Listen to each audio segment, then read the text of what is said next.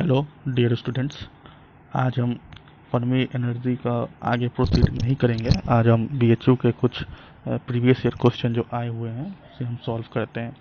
कुछ क्वेश्चन करने भी ज़रूरी है, तो मैं थर्मोडायनेमिक्स से स्टार्ट किया हूँ। मैं थर्मोडायनेमिक्स का भी लेक्चर लूँगा, लेकिन मैं सोचा कि कुछ न्यूमेरिकल बता दें, क्योंकि ये सब नॉर्मल न्यूमेरिकल है।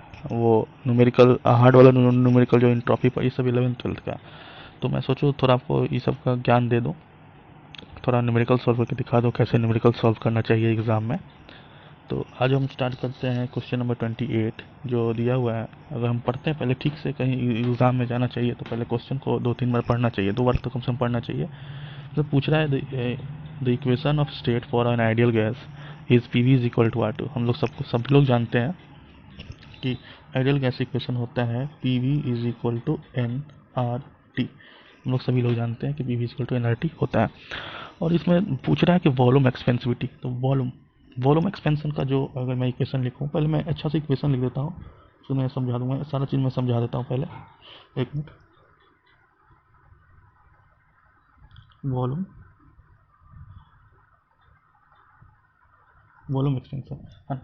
तो वॉल्यूम एक्सपेंस को मैथमेटिकली देखा जाता है, तो मैथमेटिकली इसे हम यहाँ पे बीटा दिया हुआ है ना। चलिए बीटा से लेते हैं, कोई भी इससे कोई दिक्कत नहीं है। बीटा इज इक्वल टू हम लिखते हैं 1/v, है ना, del v by del t, है ना, और कांस्टेंट प्रेशर। ये मैथमेटिकली ये है वॉल्यूम एक्सपेंशन का। लेकिन जब हम आइडियल गैस की बात करेंगे तो आइडियल मिनट, जब हम लोग आइडियल गैस की बात करेंगे तो आइडियल गैस में बीटा जो होता है वो इक्वल टू 1/t के बराबर होता है। ठीक है, आप लोग बुक देखिएगा तो इसको डेरिवेशन भी हो सकता है इसका। आइडियल गैस जब हम लोग निकालते हैं ना, तो बीटा का वैल्यू आता है 1/t। ठीक है, ये याद करने वाली चीज़ है, ये वाली मैथमेटिकल जो एक्सपेंशन याद करने वाली चीज़ है। तो बीटा का वैल्यू मुझे मिल गया 1/t। ठीक है, तो 1/t देखिए मिल रहा है हमको ऑप्शन ए ऑप्शन बी में। ठीक है, चलिए अब हम इसमें देखिए ये आइडियल गैस के लिए है, और जब मैं पढ़ाऊँगा तो लेक्चर जब लूँगा तो इसमें बताऊँगा कि रियल गैस के लिए भी किसका इक्वेशन आता है, जो वंडरवॉल गैस इक्वेशन से निकलता है ना। तो वो रियल गैस और आइडियल गैस में क्या डिफरेंस है मैं बाद में बताऊँगा। पहले ये थोड़ा जान लेते हैं ना, ये सब आप लोगों को पता होगा। ठीक है, ये वॉल्यूम एक्सपेंशन हो गया। अब पूछ रहा है आइसोथर्मल कंप्रेसिबिलिटी, है ना। तो आइसोथर्मल कंप्रेसिबिलिटी मैं यहाँ पे लिखता हूँ,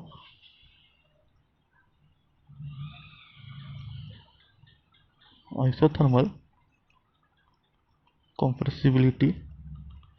तो आइसोथर्मल कंप्रेसिबिलिटी का जब मैं बात करूँगा तो ये होता है, इसको हम लोग क्या इसमें दिया हुआ है, के दिया हुआ है। चलो के ले लेते हैं। के is equal to 1/v minus में होता है यहाँ पे, है ना, del v by del p, del del v by del p into constant temperature.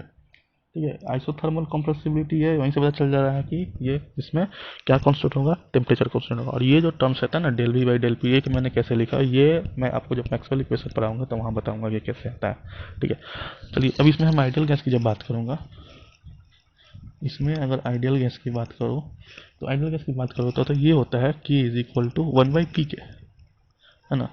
ये होता है के इज इक्वल टू 1/p के होता है। आप लोग बुक देखिएगा। तो मुझे इक्वेशन मिल गया बीटा के लिए 1/t और के लिए 1/p। ऑप्शन बी मैच कर रहा है, तो option B is equal to right answer, है ना। ये ऐसे क्वेश्चन सॉल्व किया जाता है। देखिए अभी तो मैंने समझाने के चलते मैं लिखा, आपको ये सब डायरेक्ट याद करना पड़ता है। आइडियल गैस के लिए जनरली ये पूछता है, आइडियल गैस के लिए ही पूछता है। ठीक है, चलिए ये तो हो गया। और क्वेश्चन नंबर 29, है ना। क्वेश्चन नंबर 29 लोग सभी लोग जानते हैं, उन्हें से पूछ रहा है the correct form of first law of thermodynamics. First law of thermodynamics क्या होती है, ये आप लोग को पता ही होगा। इसमें तो कोई जगह में 29 बना देता हूँ। फर्स्ट लॉ ऑफ थर्मोडायनेमिक्स होता है D Q is equal to D U plus D W. इसको हम लोग D Q is equal to D U plus P D V भी लिख सकते हैं। डी इसको डी डब्ल्यू को वर्क को हम लोग पी डी वी भी लिख सकते हैं। ये सब आगे के बाद बताऊंगा, लेकिन आप लोग को ये तो पता ही होगा कि ये जो इक्वेशन है ये 29 का जो है correct form of first law of thermodynamics, ये ऑप्शन बी मैच कर रहा है, तो इसका भी ऑप्शन बी होगा, है ना। 29 का भी बी होगा। चलिए आगे बढ़ते हैं। आगे क्वेश्चन नंबर लेता हूँ, एक मिनट। आगे नंबर ये क्वेश्चन, एक मिनट। ये देखिए क्वेश्चन नंबर 31 है ना, आप लोगों को दिखाई दे रहा होगा। ये अच्छा क्वेश्चन है। A real gas at temperature of inversion is suffering joule kelvin expansion, enthalpy of gas. देखिए, मैं अगर आपको थोड़ा सा ज्ञान दे दूं इस पे, ये जूल थॉमसन इफेक्ट की बात है। जूल जूल थॉमसन इफेक्ट जो है उसकी ये बात हो रही है, जूल थॉमसन इफेक्ट की। तो इसमें जूल थॉमसन इफेक्ट जो है, इसमें एक आपको ये 1852 में लॉर्ड केल्विन थॉमसन ने इनसे एलोबरेट किया था जूल के साथ। जूल भी थे साथ में, थॉमसन अलग थे, जूल अलग था, ठीक है। पोरस प्लग का एक्सपेरिमेंट है ये, ठीक है। इसमें एडियाबेटिक प्रोसेस होता है, ठीक है। प्रोसेस को हम लोग जूल थॉमसन एक्सपेंशन या एडियाबेटिक थ्रॉटलिंग भी कहते हैं। अगर एडियाबेटिक थ्रॉटलिंग की कहीं बात होगी तो समझ लीजिए कि ये जूल थॉमसन की इफेक्ट की बात कर रही है। कंक्लूजन इसमें यही निकला था कि इंथाल्पी कंजर्व होता है। इसमें इंथाल्पी कंजर्व होने का मतलब है इंथाल्पी कांस्टेंट होता है इसमें। मैं रेड पेन ले लूँ। इसमें इंथाल्पी कांस्टेंट होता है। कंक्लूजन यही आया था कि इंथाल्पी कांस्टेंट होता है। तो इसका डायरेक्ट मैं लिखूँ देखूँ तो इसमें इंथाल्पी ऑफ गैस क्या है, सी रिमेन्स कांस्टेंट, ठीक है। तो ये इसका ऑप्शन हो जाएगा सी। पूरा प्लग एक्सपेरिमेंट है, जब मैं आगे बताऊंगा तो जब मैं लेक्चर लूंगा तो मैं बताऊंगा इसका। ऐसे मैं इसको म्यू से डिफाइन करते हैं, ठीक है। तो म्यू अगर इज इक्वल टू मैं लिखूंगा, तो चलिए यहीं पे लिख देता हूँ क्योंकि यहाँ पे क्वेश्चन नंबर 32 सॉल्व कर लेते हैं। म्यू इज इक्वल टू होता है, चलिए यहाँ पे ज्ञान के लिए बता दूँ, ये डेल टी बटा डेल पी है ना। Del P at constant enthalpy है, देखिए एच है, एच को एंथैल्पी से करते हैं, इज इक्वल टू 1/Cp है ना, T del we by del T at constant P pressure minus. ये सब याद करने की चीज़ है, मैंने याद किया हुआ है, इसमें तो कोई दिक्कत नहीं होनी होती है मुझे। ये मेरा फेवरेट टॉपिक में से एक है, थर्मोडायनेमिक्स मुझे बहुत अच्छे लगती है, ठीक है। ये हो गया, तो इसमें ऑप्शन हो जाएगा 28 का, ये हो जाएगा सी रिमेन्स कांस्टेंट। क्वेश्चन नंबर 32 का सॉल्व करते हैं। क्वेश्चन नंबर 32 में बोल रहा है the inversion temperature of A gas is 200 kelvin. Inversion temperature क्या होता है, 2a/RB। इन्वर्सन टेम्परेचर क्या होता है, ये भी उसी का है। ये जो 31 और 32 क्वेश्चन जो है जूल थॉमसन इफेक्ट का ही है। तो इन्वर्सन टेम्परेचर जो होता है, इन्वर्सन टेम्परेचर होता है वो 2a/RB, ठीक है। तो ये पूछ रहा है कि ये 200 केल्विन है और बॉयल्स टेम्परेचर पूछ रहा है कि बॉयल्स टेम्परेचर क्या है, ठीक है। तो मैं अगर यहाँ पे देखूँ तो इसे मैं डायरेक्ट, तो इसमें बॉयलर इन्वर्सन टेम्परेचर जो होता है वो 2a/RB होता है, ठीक है। अब बोल रहा है बॉयल्स टेम्परेचर, तो boils temperature of the gas will be, तो बॉयल्स टेम्परेचर हम लोग देखते हैं। बॉयल्स टेम्परेचर क्या होता है, बॉयल्स बॉयल्स टेम्परेचर होता है, इसको हम लोग बोलते हैं E/RB, ठीक है। चलिए, तो इन्वर्सन टेम्परेचर कितना है, 2a/RB, तो 2a/RB है ना। तो 2a/RB हमको दिया हुआ है, कितना दिया है, 200 केल्विन, ठीक है। चलिए कोई बात नहीं, होना। अब बोल रहा है कि मुझे a/RB का वैल्यू निकालना है ना, a/RB का वैल्यू निकालना है। तो यहाँ से मैं देखूँ तो मैं a/RB को लिख सकता हूँ, a/RB को मैं लिख सकता हूँ 200/2, जो आएगा 100 केल्विन के। तो इसका आंसर क्या होना चाहिए, option B. Option B is the right answer. ये ऐसे क्वेश्चन देखिए, ये नॉर्मल क्वेश्चन है, ठीक है। कुछ हार्ड क्वेश्चन भी हैं, जैसे इंट्रॉपी के रिलेटेड हो जाएगा। तो इंट्रॉपी जो है पहले वो 11th-12th में नहीं है, ठीक है, वो समझाना पड़ेगा थोड़ा, तो उसको मैं बाद में देखूँगा। तो ये 31-32 क्वेश्चन बन गया। अब आगे बढ़ते हैं, क्वेश्चन देखते हैं आगे। ये ये कहाँ क्वेश्चन है बोल रहा है, क्वेश्चन नंबर 33। चलिए, क्वेश्चन नंबर 33 में क्या है ये देखते हैं।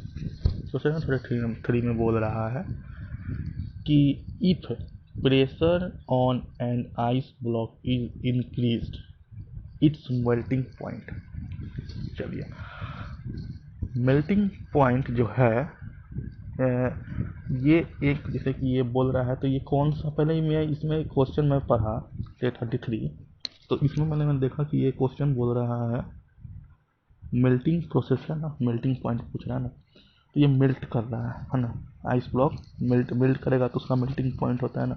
तो प्रेशर क्या कर रहा है, तो प्रेशर को हम लोग बढ़ा रहे हैं, ठीक है।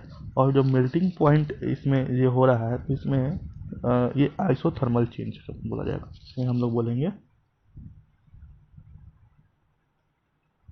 आइसोथर्मल चेंज, यानी कि टेम्परेचर चेंज कर रहा है ना, टेम्परेचर चेंज हो रहा है।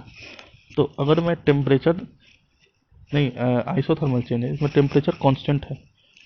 आइसोथर्मल मतलब होता है, आइसोथर्म का मतलब टेम्परेचर कांस्टेंट। इसमें देखिए ब्लॉक है, आइस ब्लॉक है, वो उसमें प्रेशर को मैं इंक्रीज कर रहा हूँ, तो इसमें टेम्परेचर की कोई बात नहीं आएगी, है ना, टेम्परेचर ठीक है। तो ये आइसोथर्मल चेंज है। तो उसमें पूछ रहा है कि क्या मेल्टिंग पॉइंट घटेगा, बढ़ेगा, अनचेंज रहेगा या नॉन ऑफ दिस, है ना। तो मैं अब देखूँ तो आइडियल गैस इक्वेशन होता है P V is equal to N R T, है ना, P we is equal to N R T होता है।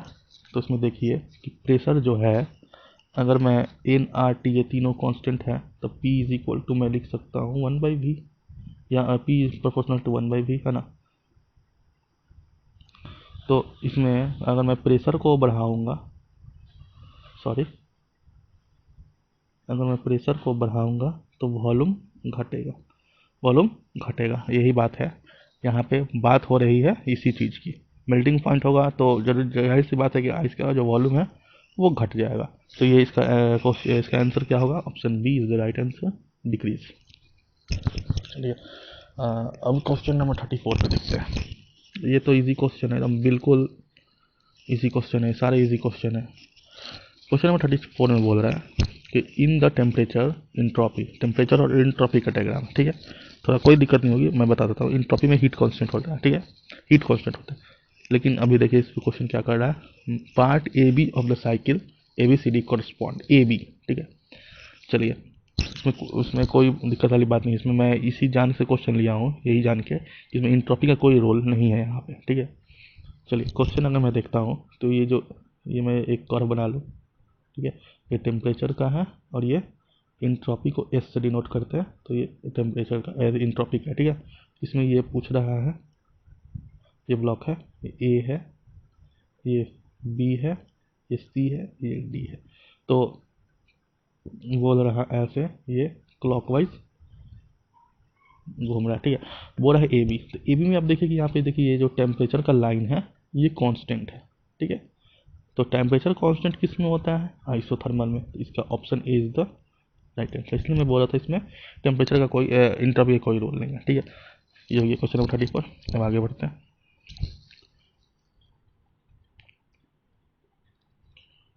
चलिए इसे देखते हूँ। हाँ, क्वेश्चन नंबर 37। चलिए, A N is isentropic process on a T S diagram is represented by isentropic process. तो ये मैं कैसे बताऊँ आपको, आइजेंट्रोपिक प्रोसेस कैसे बताऊँ। चलिए, मैं इसे इस क्वेश्चन को मैं, जैसे कि मैं एक, ऐसे तो ये है नहीं, इसे मैं एक ऐसे ही बता देता हूँ कि आइजेंट्रोपिक जो प्रोसेस है ये एक इंट्रोपी का ही पार्ट होता है। टीएस डायग्राम है ना, तो जब मैं इंट्रोपी बनाऊंगा तो इसको मैं डिटेल एक्सप्लेन करूँगा।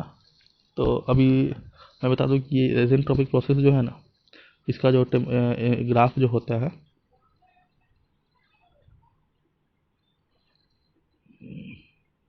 इसका जो ग्राफ होता है वो एक वर्टिकल लाइन है ना, वर्टिकल लाइन से डिनोट किया जाता है, ये देखिए ऐसे, ठीक है। टी एस ये रहेगा, टी एस, ठीक है। आइजेंट्रोपिक प्रोसेस इसे बोलते हैं, है ना। तो ये हो गया। अब क्वेश्चन नंबर 38, मैं इसको जब आगे लेक्चर लूँगा ना तो मैं वो बताऊँगा कि आइजेंट्रोपिक प्रोसेस किसे कहते हैं, अच्छे से इसमें मैं करूँगा।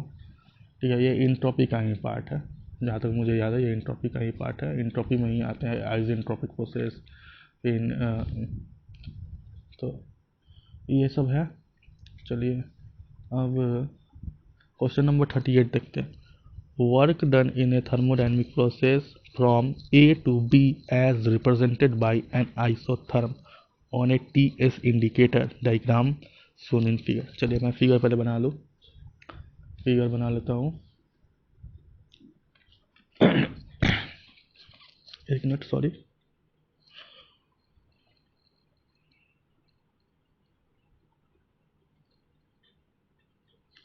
ठीक है, ये देखिएगा, ये ऐसे है ना, ये एक ही लाइन में दिया हुआ है, लेकिन ये जो ऐसे डॉट डॉट है ना,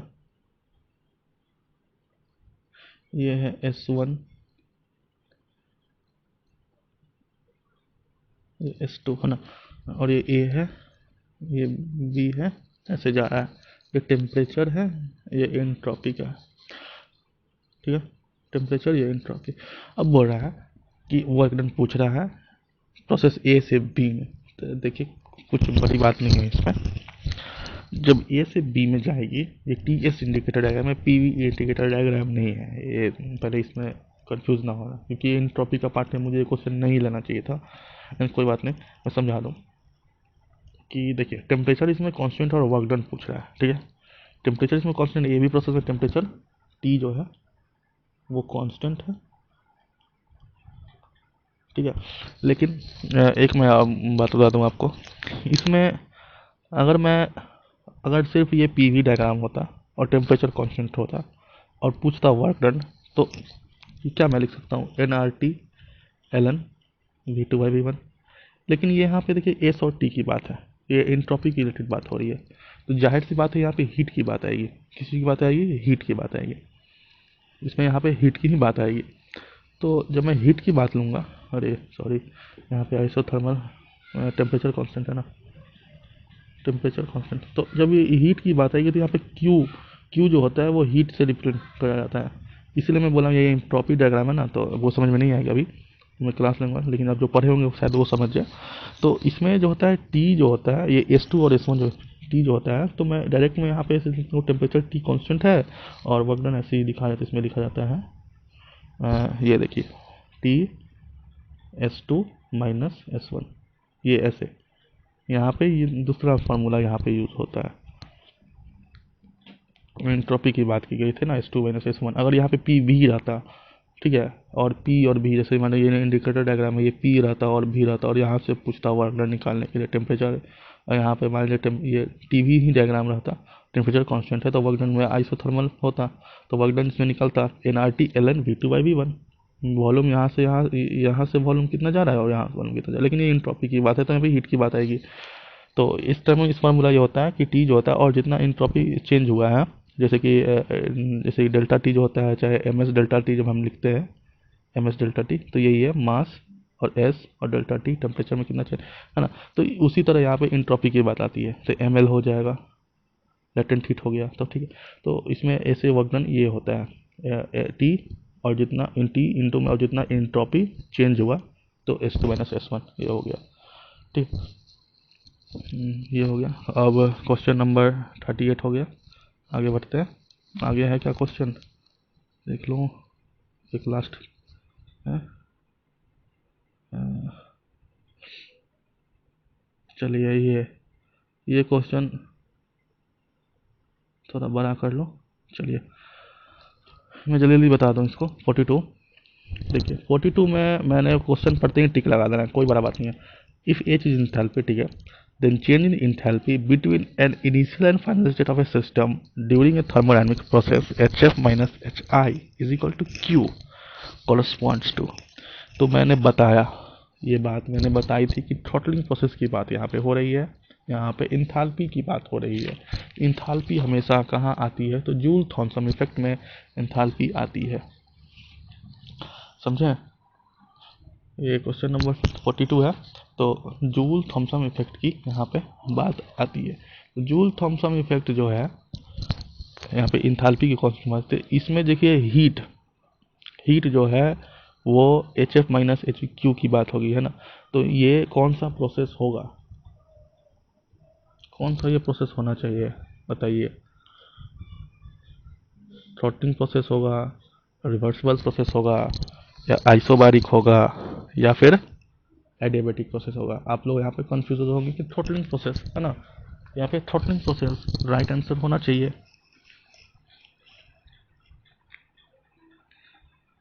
लेकिन हाँ, थ्रॉटलिंग प्रोसेस नहीं होगा यहाँ पे। चेन इन जब थ्रॉटलिंग प्रोसेस होता है, देखिए T H, throttling, throttling process में इंथैल्पी कांस्टेंट होता है, इंथैल्पी कांस्टेंट होता है। तो थ्रॉटलिंग प्रोसेस तो नहीं होगा, कंफर्म बात है, क्योंकि इसमें चेंज इन इंथैल्पी की बात हो रही है ना, इनिशियल से फाइनल से during thermodynamic process H F minus H I Q, Q की बात की गई है, H F minus H I to Q. तो ये थ्रॉटलिंग प्रोसेस नहीं होगा तो रिवर्सिबल नहीं होगा, रिवर्सिबल भी नहीं होना चाहिए। ये क्वेश्चन है आइसोबार प्रेशर की, ये प्रेशर आइसोबारिक प्रोसेस कहाँ आएगा। जब मैं ये क्या बोलता हूँ जूल थॉमसन फिर बताऊंगा, तो वहाँ बताऊंगा कि यहाँ पे बस यहाँ पे इंथाल्पी को लिया गया है। तो इंथाल्पी को इसे बताने के लिए, क्योंकि मैं यहाँ पे ये बता दूँ कि हमेशा थ्रॉटलिंग प्रोसेस कब होगा, जब इंथाल्पी कांस्टेंट होगा, ठीक है। चलिए, Helmholtz function remains constant during Helmholtz function. चलिए, हेल्महोल्ट्ज क्वेश्चन है, क्वेश्चन नंबर 43। हेल्महोल्ट्ज फंक्शन जो होता है, मैं लिख सकता हूँ F is equal to U minus T S, ठीक है, ये होता है। और अगर मैं इसको डिफ्रेंशिएट करूँ, तो इसको जो डिफ्रेंशिएट कीजिएगा ना, तो टी एस जो है यू है, तो उसी के इसको तोड़ा जाता है, तो ये आता है माइनस पी डी वी और माइनस एस डी टी। तो मैं ये इसको एक्सप्लेन कर दूंगा कि ये इसको याद करने का कोई ज़रूरत नहीं है, जब मैं पढ़ाऊँगा तो ये ट्रिक से आता है, ये ट्रिक है, अब मैं याद नहीं कर रहा, ये सब ये ट्रिक है। ये ट्रिक पे आपको क्वेश्चन बन जाएगा, D S minus P D V minus S T, ऐसे होता है S P T V, follow guidelines, है ना, जी एफ, ठीक है। तो ये है ना एस पी टी, तो इससे मैं निकाल सकता हूँ, ये एक मैजिकल स्क्वायर है, इससे यहाँ से D F D H D G D you सब निकल जाता है। तो मैं बताऊंगा जब पढ़ाऊंगा तब, ठीक है। तो इसमें बोल रहा है कि क्या बोल रहा है, हेल्महोल्ट्ज फंक्शन रिमेंस कांस्टेंट किस प्रोसेस में हेल्महोल्ट्ज फंक्शन कांस्टेंट होता है।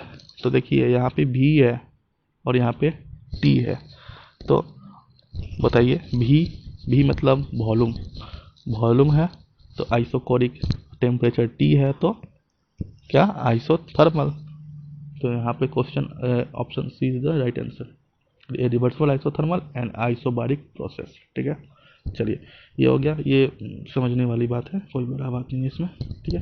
Question number 44, question number 44 Maxwell relation से है, ठीक है। मैक्सवेल से हम लोग 12th में नहीं पढ़े होंगे, लेकिन ये क्वेश्चन नंबर 45 लोग जानते हैं कि 4 डिग्री जो सी पी जो है और C B, specific heat at constant pressure, specific heat at constant volume, 4 degree पे दोनों आपस में, 4 डिग्री सेल्सियस पे दोनों आपस में बराबर हो जाते हैं। ये इसका आंसर ऑप्शन सी है। और which relation is the given correct Maxwell thermodynamic relation, ठीक है। मैक्सवेल थर्मोडायनामिक्स में तो इसमें आप देखिएगा ना, तो option number B right answer है। तो ये हो गया। तो ये जो इसमें भी आपको मैक्सवेल रिलेशन भी याद करने की कोई ज़रूरत नहीं है, ठीक है। कोई ज़रूरत नहीं है मैक्सवेल रिलेशन आपको याद करने के लिए। मैं जब थर्मोडायनामिक्स, आप लोग अगर कमेंट करिएगा कि थर्मोडायनामिक्स पढ़ाना है मुझे, मेरा फेवरेट सब्जेक्ट है थर्मोडायनामिक्स, तो मैं आपको अच्छे से एक्सप्लेन करके अच्छे से सारा चीज़ बता सकता हूँ। तो मैं इसके बाद अगर फर्मी एनर्जी के बाद हो सके तो मैं थर्मोडायनामिक्स स्टार्ट करूँगा।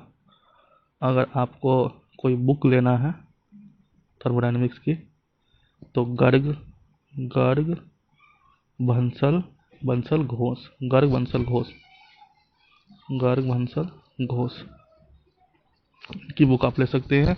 मैग्रू हिल पब्लिकेशन है, बहुत अच्छी किताब है, इसे आप लोग अच्छे से पढ़ सकते हैं।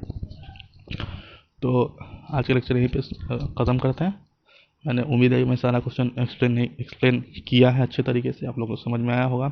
ये जो क्वेश्चन है मैं इसको डिटेल बताऊंगा, ठीक है। ये जो हो गया ये एंट्रोपी की क्वेश्चन है, लेकिन मैं इसमें टेम्परेचर की डिफरेंट इसमें टेम्परेचर की बात इसमें वो थी नहीं, तो मैं वो छोड़ दिया। फिर ये सब क्वेश्चन मैंने अच्छे से एक्सप्लेन किया, सारे इजी क्वेश्चन थे इसमें, ये हो गया सब मैं अच्छे से एक्सप्लेन करने की कोशिश की थी। अब आप लोग लाइक सब्सक्राइब कीजिए चैनल को और सपोर्ट कीजिए मुझे, मैं अच्छा से आपको थर्मोडायनेमिक्स फुली कवर करके दूंगा, कोई आपको दिक्कत वाली बात नहीं आएगी। ये मेरा आपसे प्रॉमिस है। Thank you, bye.